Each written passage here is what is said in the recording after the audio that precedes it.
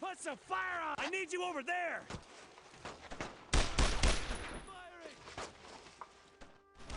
One of my favourite World War II franchises is pretty much facing permanent hibernation, which really sucks since I really like the Brothers in Arms games, especially the first installment, Road to Hill 30.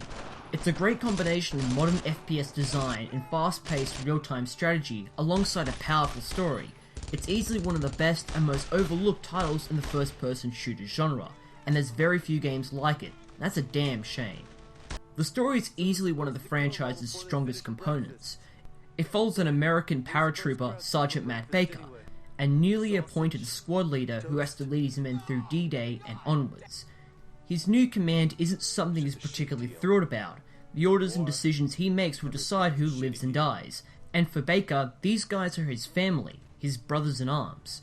The whole story takes place in under 2 weeks. So the game spends a lot of its time focusing on the invasion and the capture of important towns and villages throughout Normandy with your squad. Baker himself is an almost silent protagonist.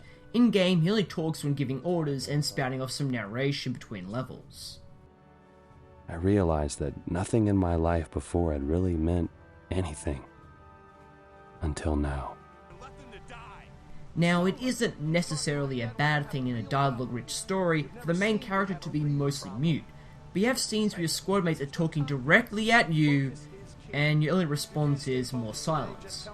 Matt Baker, however, is voiced by none other than Troy motherfucking Baker.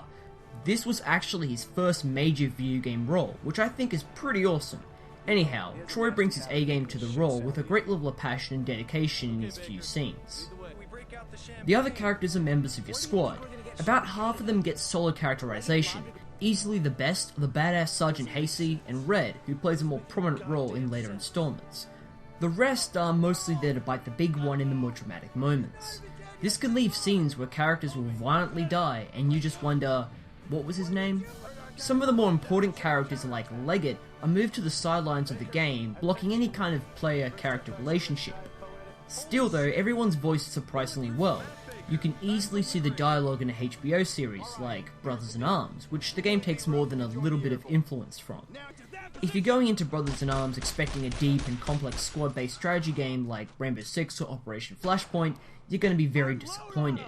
There's no proning or ballistics or even realistic engagement scales. It's far more arcadey than Tom Clancy. It's still a realistic shooter at heart, but it's far less demanding here. The big focus of Brothers in Arms gameplay is using the different squads to effectively suppress and flank the enemy opposition. You have 2 teams to wield in combat. The fire team takes cover and lays down suppressing fire in enemy positions. The suppression of your target is represented by a red circle that eventually becomes greyed out after continuous fire.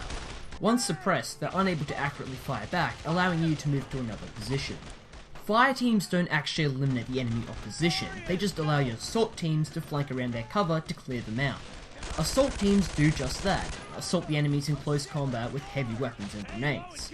You move your teams around by laying down a cursor they run to before taking cover. You give a fire command the same way you move them, except you point the enemy position.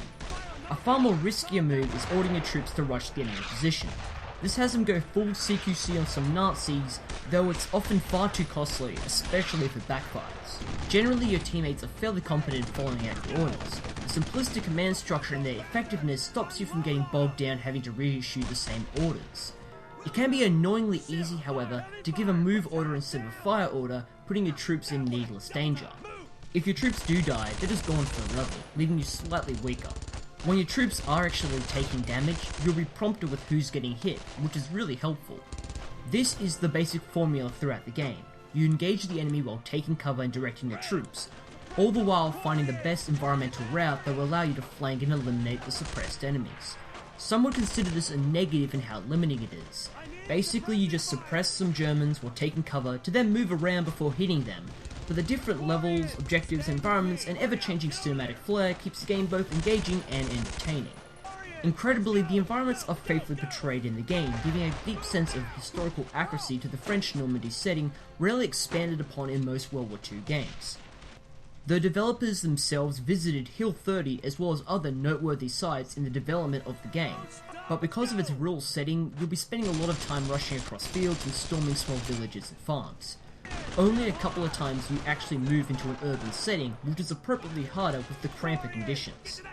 The level objectives are often focused on clearing out German forces in the area, but often the situation will drastically change to where you might have to repel a counteroffensive, demo some anti-air weaponry, and even take out some enemy armor.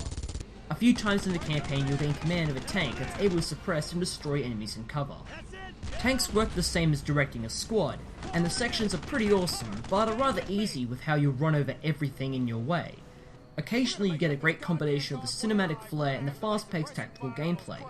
A fine moment is where you partake in the famous Colonel Cole's charge with Cole himself. Racing across a field while the bullets are flying past is extremely intense and fun as hell as you witness history unfold. Now the controls are very similar to Call of Duty. 2-weapon limit, iron sights, etc., but it's not as smooth or as fast. Movement is deliberately clunky to give a lot more weight to the gameplay. This can make battles a bit tenser since you feel less like a Spartan and more like an actual soldier weighed down by their equipment. Of course, this could just be me and I don't notice an actually sluggish game when I play one. There's a lot of recoil when firing your weapons, effectively betraying how difficult it is to actually hit an enemy whilst they're in cover, making you rely a lot more on the strategic tactics of your squad. It's also a bad idea to blaze away ammo with how undersupplied you are in missions. This makes some equipment a lot more valuable.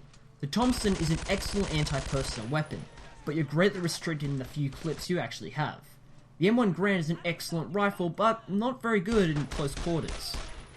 Problem is, while the American weapons are superior, the German weaponry has far more ammo available. The MP40s and Stig 44s have plenty of rounds, and their frequency means you can have a constant surplus of ammunition. And grenades are kind of worthless. They rarely do any damage and are far too hard to throw. All the weapons are molded rather well, with great sound effects, having a very weighty feel and a lot of oomph when firing. I wouldn't say Brothers in Arms is a hard game, more challenging than anything else. Often when you die, it's your own fault. However, there are weird moments where the game fucks up, like dying in cover, or how MGs will never hit you from a certain distance, but as soon as you approach them, you immediately drop dead.